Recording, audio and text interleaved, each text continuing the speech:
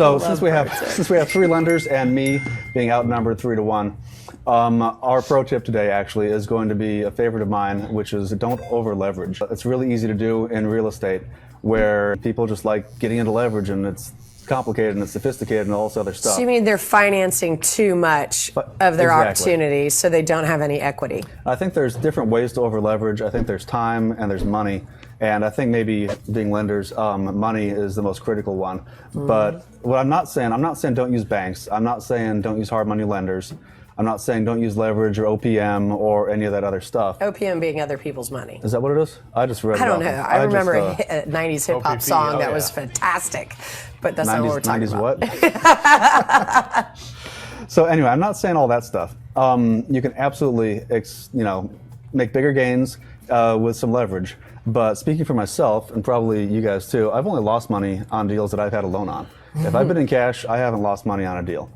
So let's give a quick example, maybe with hard money. With you guys, what do you guys do to verify their ability to pay the loan back? So we're asset-based. Everyone says they're asset-based, but a lot check credit in order to see like your ability to pay back. What is your history of paying things back? We don't.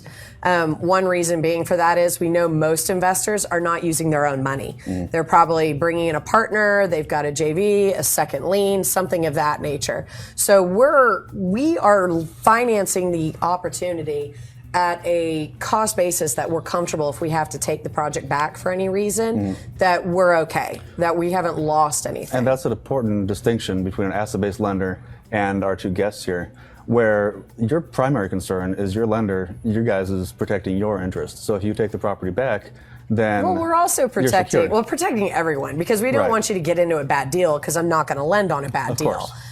So we kind of are looking out for everyone, but correct, we're here to protect ourselves. Kind of primary concern.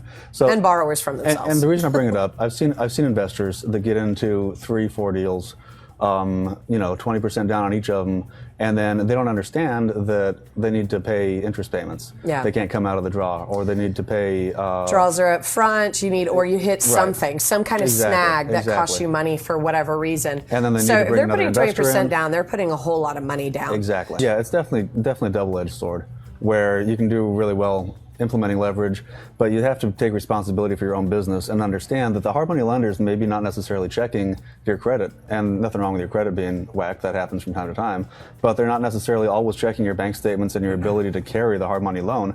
They're checking the 20% down, or the whatever it is, to get into the loan. Your skin in the game. And you have to, on your side, on your business. The bank statements, you can provide a bank statement. Our money is always coming and going. Exactly. So 1 month when the statement ends, you could have $100,000 in there, and the next day have $5,000 in there. Yeah, and I'm not picking on hard money lenders at all. The pro tip for today: watch it when you are employing leverage, because it's easy to over leverage your time or your money.